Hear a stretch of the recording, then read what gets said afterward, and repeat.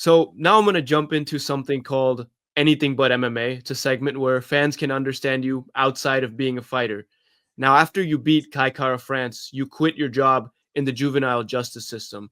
Could you tell me more about that job and what you did? Yeah. So I was essentially a security guard. Colorado's pretty soft when it comes to jails and stuff. So I would say it's like a less security job, more like I was like a mentor, I was just like a fucking just making sure nobody was doing anything dumb, pretty much. But it's like I would be in a room sitting with 14 juvenile kids, and I worked in probably the worst. No, not probably, definitely the worst one in Colorado. So it's not like the kids that I was in the jail with were not in there for like ditching school or anything. Like they're in there for like hardened crimes.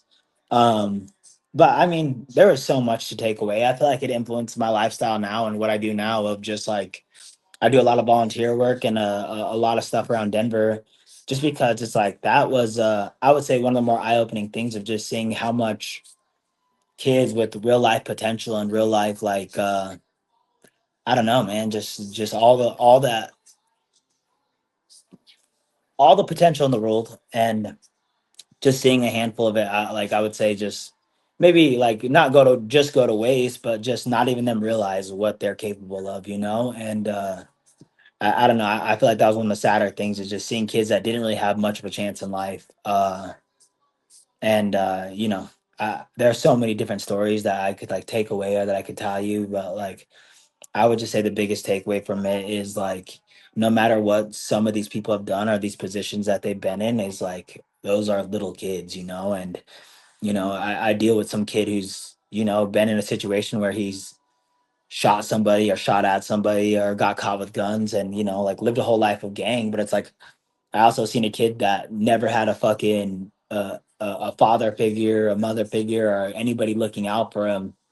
And at the end of the day, when this kid has he's sick to his stomach, that kid just needs a hug, and it's like everybody in there was trying to be hard and everybody in there was trying to like not be like exposed as being a child, but every single one of them are just a little kid, at the end of the day. And it's like, yeah, I mean, I'm 30 years old now, so I'm in my 30s, and it's like I remember what I was thinking. Thought I was a grown ass man at 16 and 17, but me at my age now, it's like that's a little kid, And I remember like even being like at the age I was thinking like 25, 26 when I was working at the juvie. Um, just seeing them as little kids, And it's like that's a little kid with so much life experience that he needs to learn and so much uh that he needs to like realize in life and just all that. And yeah, just seeing for what it is. And I feel like I was one of the, a handful of people that were able to go in there with a open perspective. And I wasn't looking at these kids like monsters. And I was very much just like, wow, this definitely could have been me, if I was just raised in the same circumstances and the same lifestyle. And, it's one of these kids that is like, if you're born in their shoes, you would have been doing the same exact shit, if not dumber. And it's like, a lot of those kids really there's few and far between of kids that just were raised right and chose wrong. There's like two kids in there that I would say that was raised right and chose wrong. And one of the cases is super interesting, but the other one, was already just like made a dumb mistake, stole a car, something stupid, But few and far between, like most of the kids were raised in gangs, like, their parents were in gangs, their parents put them in gangs, exposed them to that. And it was just like, I feel like, I don't know. I feel like there's a lot to learn on that side of things. That's a tough story, man, and I appreciate you sharing that with me. It's cool that you're working towards helping charities and trying to flip the narrative. And even if you help one person, you had definitely made an impact. So, is there any specific charity goals you have going forward? Yeah. My own. I mean, this was supposed to be like a big thing that I was trying to do this year.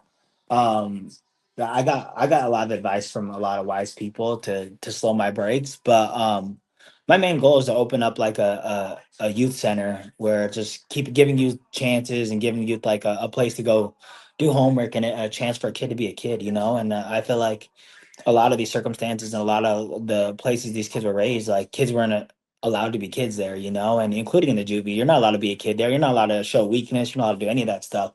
Um, so it's like if I can present an opportunity for a kid to be a kid, then I feel like that'll open a lot more opportunities to just I don't know growth and all that stuff. So one of the things I really want to do as soon as I'm done with this MMA career because I have bare minimum of hours opened, and most hours I am working and grinding to try to win these fights are during school hours and during like all this stuff. So it's like I've been lucky enough to like go inside Denver schools, and like I have access to walk into any school and talk to like mentor youth and all this stuff, and work with a handful of kids after school and all these little after school programs. But that's my goal after MMA, is just to be some kind of youth leader, open up my own little nonprofit, and do the best for the youth, and try to raise, try to make the community around me better.